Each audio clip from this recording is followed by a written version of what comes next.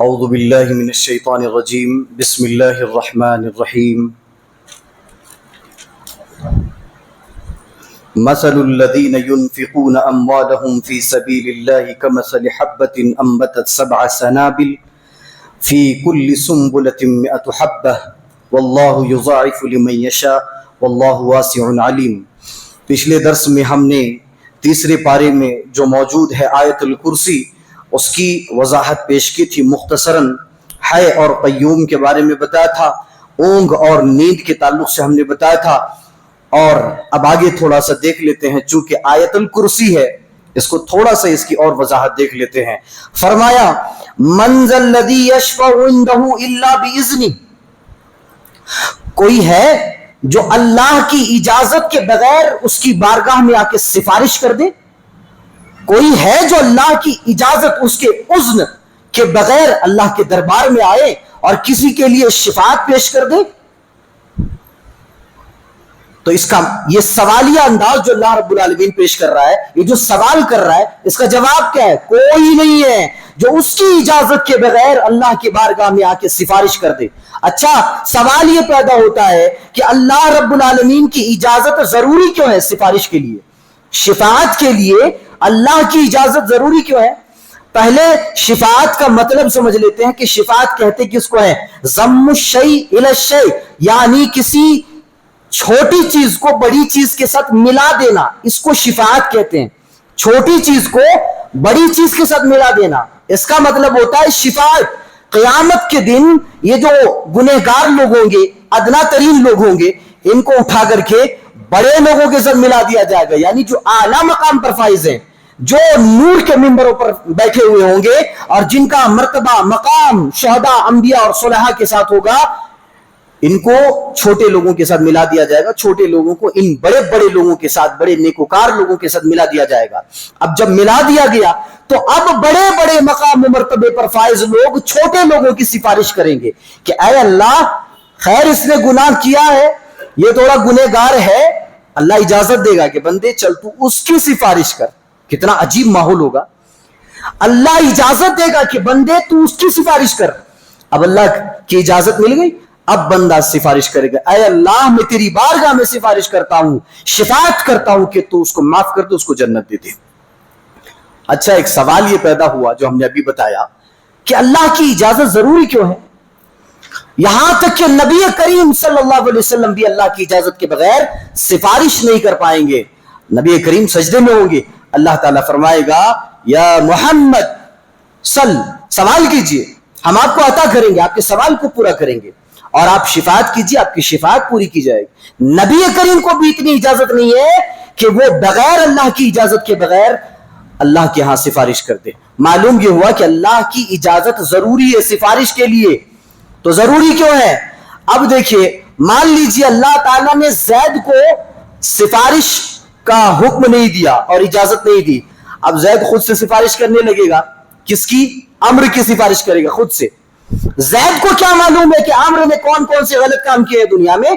عمرو کا پاسٹ کیا ہے، اس کا فیوچر کیا تھا، اور اس نے زمانے حال میں کیا کیا کیا، ماضی میں کیا گناہ کیا ہے، مستقبل میں کون کون سے بڑے بڑے خطائیں کیے عمرو نے۔ زید کو کیا معلوم؟ لہٰذا اس کا جواب دیا آگے، یعلم ما بین ایدیہم وما خلفہم، ہم جانتے ہیں تمہارے آگے کیا ہے، تمہارے پیچھے کیا ہے، تم نے کون کون سی خطائیں آگے کر رکھی ہیں اور پیچھے کون کون سی خطائیں تم نے چھوڑی ہیں، وہ ہم جانتے ہیں۔ اب اللہ جانے کون کون سی خطائیں ہم نے کی ہیں، لہٰذا اللہ حکم دے گا اور اجازت دے گا کہ چلو اس کے بارے میں سفارش کی جائے، اس کے بارے میں نہیں کی جائے۔ بولے گا بندہ اللہ اس کے بارے میں کروں گا، تم کو کیا معلوم وہ سفارش کا حقدار ہے بھی یا نہیں ہے، کتنے گناہ کیے اس نے دنیا میں۔ لہٰذا بندے سے یہ اتھارٹی چھین لی گئی کہ تم کسی کے لیے شفاعت اور سفارش نہیں کر سکتے۔ اور آگے فرمایا گیا وسع کرسیہ السماوات والارض، یہاں پر کرسی کا تذکرہ ہے۔ کون سی کرسی؟ اللہ رب العالمین کی کرسی کا تذکرہ۔ اب دیکھیے، ہم جو کرسی میں بیٹھتے ہیں وہ اتنی چھوٹی ہوتی ہے، بعض دفعہ موٹے لوگوں کے لیے وہ چھوٹی پڑ جاتی ہے، اور بعض دفعہ دیکھیں آج چھوٹے بچوں کے لیے کرسیاں آ گئی، ہمارے لیے کرسیاں آئے، اور الگ الگ طریقے سے کرسیاں آ گئی, لاکھوں روپیوں میں ایک کرسی بیچی جا رہی ہے. دنیا کی کون سی کرسی کو آپ تصور کریں گے؟ ساری کرسیاں بھری پڑی ہیں. لیکن کیا ہم اللہ کی کرسی کو تصور کر سکتے ہیں؟ بالکل نہیں کر سکتے. کیوں نہیں کر سکتے؟ اس لیے کہ اللہ کی کرسی کا مقام, مرتبہ اور اس کا جو سائز ہے وہ بہت بڑا ہے. سوال یہ پیدا ہوتا ہے کہ اس کی کرسی کا سائز کتنا بڑا ہے؟ اب بولیں کہ بہت بڑا ہے. کتنا بڑا ہے؟ آپ کتنا سوچ سکتے ہیں اپنے ذہن میں؟ اس کا جواب حضرت عبداللہ ابن عباس نے دیا. کتنا بڑا ہے اللہ کی کرسی, کتنی بڑی ہے؟ جواب دیا کہ جس طرح سے یہ ساتوں زمینوں کو لے لیا جائے, یہ ایک زمین, اس کے اوپر ایک زمین, اس کے اوپر ایک زمین, ساتوں زمینوں کو لے لیا جائے اور ساتوں زمینوں کو پھیلا دیا جائے, کتنا بڑا ہو جائے گا ماحول, معاملہ کتنا بڑا ہو جائے گا, اور زمین کتنی بڑی ہو جائے گی. ساتوں زمینوں کو پھیلا دیا جائے, اور اس کو بہت توجہ سے سنیے, اور ساتوں آسمانوں کو لے لیا جائے. اب اتنے میں 7 زمین پھیلائے اور پھر باقی جگہ میں ساتوں آسمانوں کو پھیلا دیا گیا. یہ ساتوں زمین اور ساتوں آسمانوں کو پھیلا دیا جائے تو اللہ رب العالمین کی کرسی کے سامنے ان ساتوں زمینوں اور ساتوں آسمانوں کی حیثیت کیا ہے؟ حضرت عبداللہ ابن عباس فرماتے ہیں کہ جس طرح سے بہت بڑے جنگل, گھنے جنگل میں ایک انگوٹھی کی حیثیت ہے, اسی طرح سے یہ ساتوں زمین اور ساتوں آسمان پھیلا دیا جائے تو اللہ کی کرسی کے سامنے ان کی یہ حیثیت ہے. آپ اندازہ کر سکتے ہیں کہ اس کی کرسی کا کیا عالم ہے. اب سمجھ میں آ رہی ہے بات کہ اس کی کرسی کتنی بڑی ہو سکتی ہے؟ تصور کر سکتے ہیں؟ ذہن میں لا سکتے ہیں؟ نہیں آ سکتے. اچھا, جب اس کی کرسی کا یہ عالم ہے تو اس کے عرش کا کیا عالم ہوگا؟ اور جب ہم اس کے کرسی کو نہیں سمجھ سکتے, اس کے عرش کو کیا سمجھیں گے؟ جب اس کے عرش کو نہیں سمجھ سکتے تو اللہ رب العالمین کی کبریائی اور اس کی بڑائی کو کیسے سمجھیں گے؟ وہ کتنا بڑا ہو سکتا ہے؟ لہذا ہم کہتے ہیں اللہ اکبر. اللہ کبیر نہیں کہتے, ہم اللہ بڑا نہیں کہتے, اللہ اکبر. اور یہ ہم جب کہتے ہیں اکبر کا مطلب کیا ہوتا ہے؟ اللہ بہت بڑا ہے. کتنا بڑا ہے؟ ہم اس کو ذہن و تصور میں نہیں لا سکتے کہ وہ کتنا بڑا ہے. آگے فرمایا گیا, کچھ لوگ یہودی اور نصارہ لوگ تھے, وہ اسلام قبول کیے, اور اسلام قبول کیے تو ان کے بچے اسلام قبول نہیں کیے, بیٹے تھے اسلام قبول نہیں کیے. اب باپ مکہ کے اندر, عرب کے اندر باپ جو ہوتا تھا وہ بڑا روب و دبدبے والا ہوتا تھا, بڑا روب و دبدبے والا ہوتا تھا. بیٹا باپ کی بات انکار نہیں کرتا تھا, باپ بولتے کرو تو کرنا پڑتا تھا. اب باپ مسلمان, ماں مسلمان, بیٹا یہودی اور بیٹا نصارہ ہے. باپ اب زور زبردستی کرنے لگا کہ اسلام قبول کرو, یہ ہے سیدھا راستہ اور صحیح دین یہ ہے, اسلام قبول کر لو. بیٹے اسلام قبول نہیں کر رہے, نہیں ہم اس میں نہیں مانیں گے آپ کی بات. تو بیٹے جب اسلام نہیں قبول کرنے لگے, باپ زبردستی کرنے لگے, تو اللہ رب العالمین نے آیت کریمہ نازل فرمائی لا اکراہ فی الدین, کہ دین میں کسی کو زبردستی نہیں ہے. تمہارے بیٹے اسلام قبول کرتے کرنے دو, نہیں کرتے چھوڑ دو. نصیحت کرنا تمہارا کام ہے, زبردستی کرنا نہیں ہے. کسی کو بھی اسلام کے لیے زبردستی نہیں کیا جائے گا. اچھا, بعض لوگ یہ کہتے ہیں کہ کچھ مسلمان بادشاہوں نے لوگوں کو فورس کر کے اسلام قبول کروایا, تلوار دکھا کر کے ان کو اسلام قبول کرنے پر مجبور کر دیا. آج یہ مسلمانوں پر الزام لگتا ہے کہ نہیں لگتا ہے؟ آپ سوشل میڈیا میں دیکھ لیجئے, یوٹیوب کھولیے, کوئی بھی نیوز آتی ہے, کبھی مسلمانوں کے تعلق سے کوئی بکیڑا کھڑا ہوتا ہے ملک ہندوستان میں, سب سے پہلی بات یہ آتی ہے کہ دیکھو یہ مسلمان تھے, یہ مغل تھے, یہ بابر تھے, انہوں نے کیا کیا, ہمارے ہندو پوروجوں کو انہوں نے تلوار کی نوک پر اسلام قبول کروایا.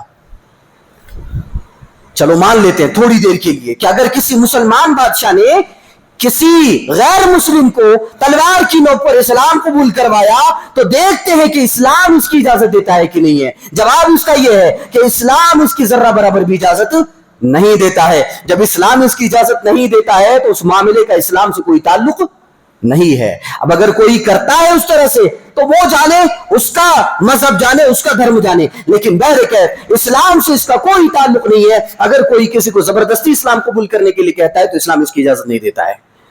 تلوار سے گردنیں جھکائی جا سکتی ہیں, تلوار سے آدمی کا جسم جھکایا جا سکتا ہے, لیکن تلوار سے دل نہیں جھکایا جا سکتا. اور اسلام قبول کرنے کے لیے آدمی کا دل کا جھکنا ضروری ہے. بدن جھک جانا یہ اسلام قبول کرنا نہیں ہے. گردن جھک جائے یہ اسلام قبول کرنا نہیں ہے. اسلام قبول کرنے کا مطلب یہ ہے کہ دل کو جھکا دیا جائے, اور دل دلیل سے جھکتے ہیں, تلوار سے نہیں جھکتے. جی آگے بیان فرمایا گیا کہ اذ قال ابراہیم ربی الذی یحیی و یمیت قال انا احیی و امیت. فرمایا حضرت ابراہیم علیہ نبی علیہ الصلوۃ والسلام نے کہ میرا رب اور میرا پروردگار وہ ہے جو زندہ کرتا ہے اور جو مارتا ہے. یہ بیان فرما رہے ہیں کس کے؟ نمرود کے سامنے. نمرود بادشاہ کے سامنے حضرت ابراہیم کہہ رہے ہیں میرا اللہ وہ ہے جو زندہ کرتا ہے اور مارتا ہے. یہ بیان کر دی بات, یہ بول دیا, یہ قول ہے, بیان کر دیا. اب آگے پریکٹیکل بتایا جا رہا ہے. وَإِذْ قَالَ إِبْرَاهِيمُ رَبِّ أَرِنِي كَيْفَ تُحْيِي الْمَوْتَى. حضرت ابراہیم علیہ السلام اپنے اللہ سے کہتے, پروردگار سے کہتے, اے اللہ کیف تحیی الموتى, تو مردے کو زندہ کیسے کرے گا؟ قال ولم تؤمن.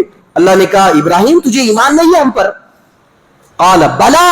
ابراہیم علیہ السلام نے کہا اللہ ایمان کیوں نہیں, ایمان ہے تجھ پر, ولکن لیطمئن قلبی, لیکن میں بس اطمینان قلبی کے لیے تجھ سے پوچھ رہا ہوں, میرے دل کی ٹھنڈک کے لیے پوچھ رہا ہوں, ایمان اور اطمینان تو ہے.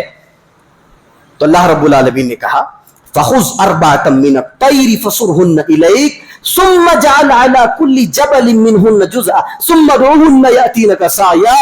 کہا کہ ابراہیم 4 پرندے لے لو, ان کی گردنیں مروڑ دو اور ان کو جا کر کے پہاڑ کی چوٹی پر ایک ایک پرندے کو رکھ دو, اور ثم ادعوهن, ان پرندوں کو پکارو.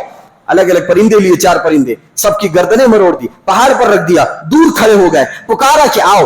سارے پرندے اڑتے ہوئے حضرت ابراہیم کے پاس آ گئے. اس سے معلوم ہوا کہ اللہ تعالیٰ دوبارہ زندہ کرنے پر قادر ہے. اللہ نے پہلے بھی دوبارہ زندہ کیا ہے. تو پہلے حضرت ابراہیم نے کہا کہ میرا رب وہ جو مارتا ہے اور زندہ بھی کرتا ہے. آگے پریکٹیکل کر کے حضرت ابراہیم کی نظروں کے سامنے دکھا دیا. اور یہاں پر بات یقین کیا جاتی ہے, اور یقین کے 3 درجات ہیں. یہ بڑی علمی گفتگو ہے, لیکن آپ حضرات کی خدمت میں پیش کیے دیتا ہوں, جو سمجھیں گے بڑی اچھی بات ہوگی. یقین کے 3 درجے, بہت آسان لفظوں میں سمجھا رہا ہوں, سمجھنے کی کوشش کیجیے. یقین کے 3 درجے ہیں. یقین آدمی 3 اعتبار سے کرتا ہے. ایک یہ کہ اللہ رب العالمین نے بیان فرما دیا جنت اور جہنم ہے. بتائیے ہم میں سے کسی نے دیکھا ہے جنت اور جہنم؟ نہیں دیکھا ہے. ہم نے بس سنا, ہمارے پاس ایک علم بھیجا گیا کہ جنت اور جہنم ہے. یہ نالج ہے, یہ علم ہے, اللہ رب العالمین کا علم ہے. اللہ نے بھیجا علم اور ہم نے سنا اور ہم نے اس علم پر یقین کر لیا. اس کو کہا جاتا ہے علم الیقین. ایسا علم جس پر ہم نے یقین کر لیا. ہم میں سے سب کو جنت اور جہنم پر یقین ہے, لیکن ہم نے دیکھا نہیں ہے, لیکن ہم کو یقین ہے اس لیے کہ اللہ نے بتایا. تو یہ علم الیقین ہے کہ ہم کو بتایا گیا, ہم یقین کر لیے. دوسرا درجہ ہوتا ہے عین الیقین. جب قیامت قائم ہوگی جنت کو قریب لایا جائے گا اور جہنم کو قریب لایا جائے گا. جب جنت اور جہنم دونوں کو قریب لایا جائے گا تو جنت اور جہنم جو اب تک ہم نے دیکھا نہیں تھا اب دیکھ لیں گے. جنت اور جہنم کو قریب لایا گیا. ہم میں سے کسی نے دنیا میں دیکھا تھا؟ نہیں دیکھا تھا. قیامت قائم ہونے کے بعد دیکھا؟ نہیں دیکھا. سور پھونکنے کے بعد دیکھا؟ نہیں دیکھا. حساب و کتاب کے قریب قریب جنت اور جہنم کو قریب لایا گیا, اور جب قریب لایا گیا تو ہم سب نے دیکھ لیا. ہم نے جہنم بھی دیکھا, جنت بھی دیکھا, اور جہنمی لوگوں نے بھی جنت کو دیکھا اور جہنم کو دیکھا. ہم نے دیکھ لیا. یہ ہے عین الیقین کہ ہم نے اپنی آنکھوں پر یقین کر لیا, ہم نے دیکھ لیا, ہم کو یقین ہو گیا. اور تیسرا درجہ یقین کا ہوتا ہے حق الیقین. اب جنت اور جہنم کے اندر تو گئے نہیں ہے, جنتی جنت کے اندر چلے جائیں گے, جہنمی جہنم کے اندر چلے جائیں گے. جب دونوں جنت و جہنم میں بانٹ دیے جائیں گے تو ہم فیل کر لیں گے, محسوس کر لیں گے جنت کیا چیز ہے. دیکھ کے جنت کا مزہ تھوڑی لیا جائے گا, اندر جانے کے بعد پتا چلے گا کہ جنت کیا چیز ہے. اب جب جنت جائیں گے تو ہم کو محسوس ہوگا کہ جنت کیا, یہ حق الیقین ہے. تو 3 درجے ہوئے یقین کے, ایک علم الیقین, ایک عین الیقین, اور ایک حق الیقین. یہ 3 درجے یاد رکھیے گا. جنت کو قریب لایا جائے گا, جہنم کو قریب لایا جائے گا. جہنم کو قریب کیسے لایا جائے گا پتا ہے؟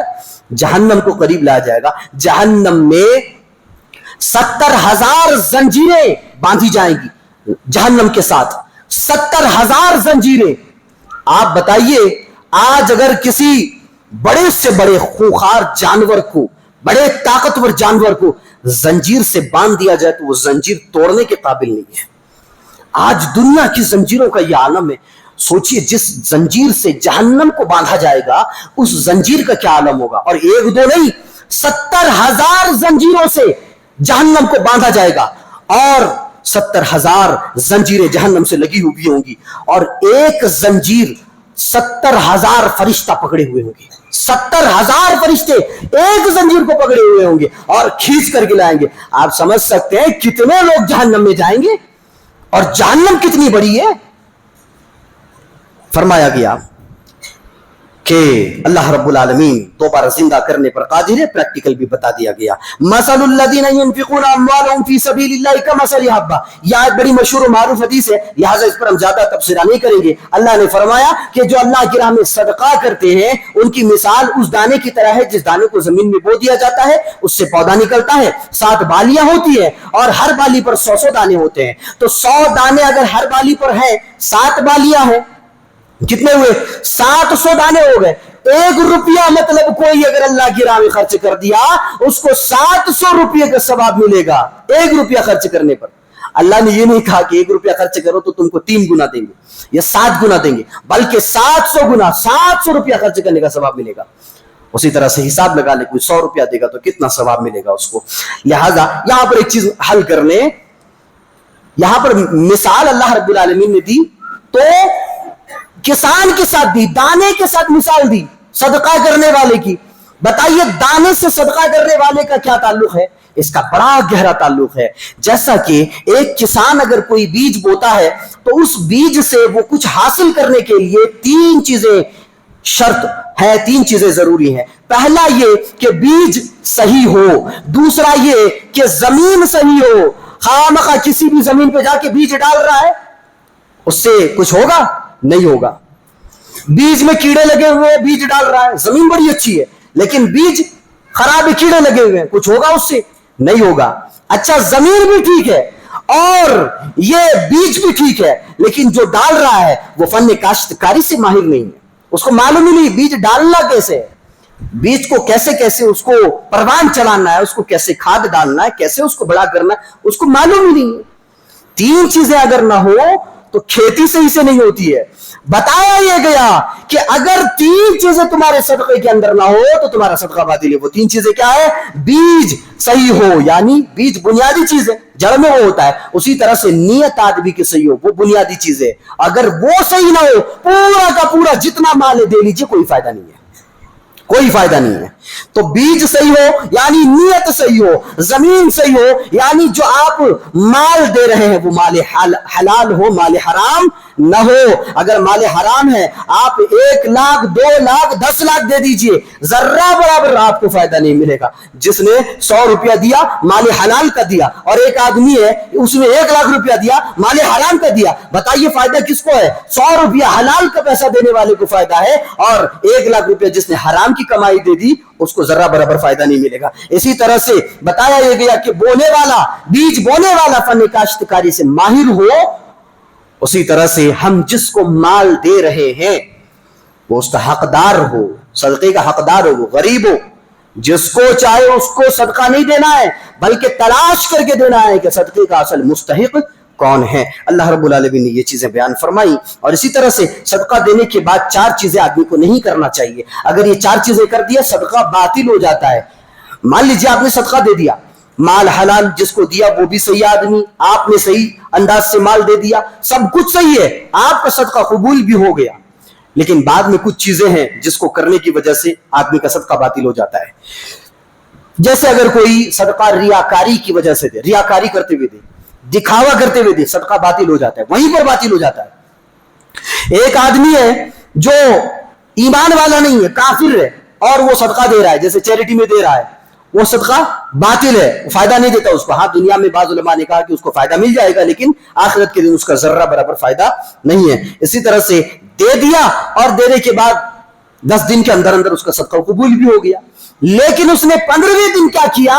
जिसको सदका दिया था उसके पास जाके बोल रहा है, याद है तुझे, मैंने तुझे सदका दिया था, भुला दिया उसको, एहसान जतला रहा है जाके। तो जब एहसान जतलाया जाए सदके का तो सदका बातिल हो जाता है। इसी तरह से अगर माल देने के बाद आदमी को कभी आपने अगर तकलीफ दे दी तो आपका सदका बातिल हो जाता है। लिहाजा सदक़े के ताल्लुक से ये बातें आदमी को ज़हन नशीन कर लेना चाहिए।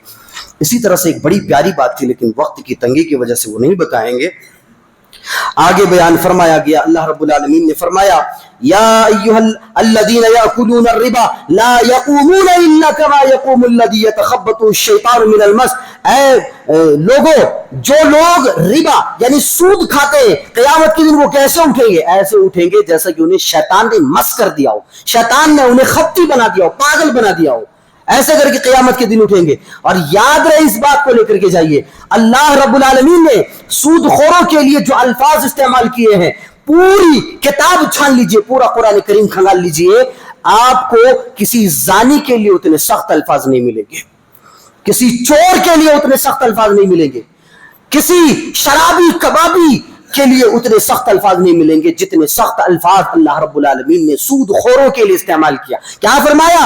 या अय्युहल्लज़ीना आमनु तक़ुल्लाह व ज़रू मा बक़िया मिनर रिबा इन कुंतुम मुमिनीन फ़इन लम तफ़अलू। कहा कि रिबा छोड़ दो, सूद को छोड़ दो, सूद छोड़ दो। फ़इन लम तफ़अलू, अगर तुमने नहीं छोड़ा सूद को, फ़अज़नु बिहर्बिन मिनल्लाहि व रसूलिही, तो तुम अल्लाह और उसके रसूल से जंग लड़ने के लिए तैयार हो जाओ। बताइए, अगर कोई आदमी अल्लाह और उसके रसूल से जंग करने के लिए आगे बढ़ जाए, उसकी हालत क्या होगी? कभी वो जीत पाएगा? अल्लाह और उसके रसूल के सामने खड़ा होने की जरूरत है। उसके सामने इतने सख्त अल्फाज किसी जानी, शराबी, कबाबी के लिए इस्तेमाल नहीं हुए जितना सूदखोर के लिए अल्लाह रब्बुल आलमीन ने इस्तेमाल किए। इसी तरह से बताया गया कि जब तुम उधार लो, उधार लेने का तरीका, कुरान हकीम कैसी किताब है, आदमी का दिमाग हिल जाए। उधार लेने का तरीका बता रहा है। क्यों? ये क्यों बताया जा रहा है? आप 1400 साल पहले चले जाइए, मक्का के अंदर, खाने काबा के अंदर, या फिर सऊदीया के अंदर, पूरे मक्का मदीना के अंदर ये खराबी नहीं थी जो आज हमारे माशरे में खराबी मौजूद है। हमारे माशरे में क्या खराबी मौजूद है? दे दो 10,000, दे दो 20,000, 40,000 दे दो, दे देंगे। कब दे दोगे? 2 दिन बाद दे देंगे, 3 दिन बाद दे देंगे, कल मगरिब में दे देंगे, ईशा में दे देंगे। और मगरिब में जो बंदा हमेशा आता था, कल का वादा किया था, अब नहीं आएगा वो। मगरिब में उसको पूरी मस्जिद छान मार लो, मगरिब में नहीं है। बोला था ईशा में दे दूंगा, ईशा में भी गायब। वो पैसा देने के चक्कर में वो नमाज तक नहीं आ रहा है, नमाज तक नहीं पढ़ रहा है। आज अवाम का छोड़िए, अच्छे अच्छे पढ़े लिखे लोग जिनके पास बड़ी बड़ी डिग्रियां मौजूद है, ऐसे लोग उधार लेकर के उसको खा करके ढकार मार लेते हैं। वादे पे वादे, डेट पे डेट, टाइम पे टाइम देते चले जाते हैं, पैसा वापस नहीं करते। बताइए, ऐसे लोग हमारे मुआशरे में है या नहीं है? कैसे कैसे लोग हैं हमारे मुआशरे में? ये मुसलमानों का मुआशरा बन के रह गया है। आप देखिए, हमारे गैर कौम जो है, गैर मुस्लिम भाई हैं, मेरा ख्याल है उनके मुआशरे में ये खराबी नहीं है, ये खराबी और ये फसाद उनके मुआशरे में नहीं है जो फसाद हमारे मुआशरे में हमने फैला करके रख लिया। पैसा ले लिया, 2 दिन का वादा किया, 2 दिन नहीं 2 महीने गुजर जाते हैं, बंदे का आता पता नहीं, टाइम पे टाइम, टाइम पे टाइम, टाइम पे टाइम। और उधार दे वापस भी करता है तो कैसे करता है मालूम है? 20,000 लिया, वापस कैसे कर रहा है? 2,000, 500, 400, 600 ऐसे कर करके वापस करेगा कि जिसको उधार वापस किया जा रहा है उसको पता ही न चले कितना पैसा आया, कितना दिया था, बरकत का एहसास ही ना हो उसको। ये हमने हमारे मुआशरे को बना करके रख लिया है। कुरान हकीम उधार का तरीका बताता है। उधार लो तो सबसे पहले लिख लो, लिख लो कि उधार मैंने इतना दिया और तुम मुझे इतने तारीख पर दोगे, दूसरा तुम मुझे इतने तारीख पर दोगे, ये लिख लिया जाए। और दूसरा तरीका यह है, दूसरा रूल यह है कि एक आदमी को गवाह बना लिया जाए कि मैंने उसको उतना उधार दिया है। आप 10,000 दीजिए, 5,000 दीजिए, गवाह बना लीजिए। आज अगर आदमी बोले लिख लेंगे, है यकीन नहीं है मेरे ऊपर, खा लूंगा तुम्हारा पैसा, ये डायलॉगबाजियां होती है। बोले नहीं भाई, कुरान में अल्लाह बोल रहा है कि लिख लो, लिख लो, उधार लो तो चलो लिख लेते हैं। अरे भाई क्या लिख रहे हो? 10,000 की बात है, 10,000 को तुम इतना बड़ा बना रहे हो, लिखने की क्या जरूरत है? दे दूंगा, मैं बोल रहा हूं, मेरी जबान पर तुमको भरोसा नहीं है भाई, तुम्हारी जबान पर हमको पूरा भरोसा है, लेकिन अल्लाह का कलाम हमको यह हुक्म दे रहा है कि जब उधार लो या उधार दो ادھار دینے والوں سے کہا جا رہا ہے ادھار دو تو لکھ لو, ایک گواہ بنا لو اور ٹائم متعین کر لو کہ کب دو گے, اور جب وقت متعین ہو جائے تو ادھار لینے والے کو ادھار اس وقت سے پہلے ادا کر دینا چاہیے. نہیں ادا کرے گا وعدہ خلافی کے جرم میں وہ قیامت کے دن پکڑا جائے گا, اور وعدہ خلافی دنیا کے اندر منافق ہوتا ہے. لہٰذا اگر کوئی آدمی ادھار لینے کے بعد پیسہ واپس نہیں دے رہا ہے اس سے محتاط ہو جائیے, وہ منافق ہے اور پکا منافق ہے. کیوں؟ نبی کریم نے فرمایا کہ منافق کی 3 نشانیاں ہیں, 3 نشانیوں میں سے ایک نشانی کیا بتایا؟ ایک نشانی بتایا کہ وہ وعدہ کرتا ہے تو وعدہ توڑتا ہے. لہٰذا جب کوئی وعدہ کرے کہ میں 2 دن میں تم کو پیسہ دوں گا اور نہیں دے رہا ہے, سمجھ لو وہ پکا منافق ہے, اس سے ہٹ جائیے اس کے سامنے سے, اور اس سے اتنے زیادہ تعلقات اور لگاؤ رکھنے کی کوئی ضرورت نہیں ہے کیونکہ وہ منافق ہے. نبی کریم کیا حدیث اور قرآن ہے, کیسے کیسے زاویے اور کیسے کیسے نقطے بیان کرتا ہے قرآن حکیم. لہٰذا ان تمام باتوں پر غور و تدبر کرنے کی ضرورت ہے. اللہ تعالیٰ سے دعا کریں پروردگار عالم کو باتوں کو اچھی طرح سمجھنے, ان باتوں پر غور و تدبر کرنے اور عمل کرنے کی توفیق عطا فرما. آمین. سبحانک اللہم و بحمدک اشہد ان لا الہ الا انت استغفرک و اتوب الیک.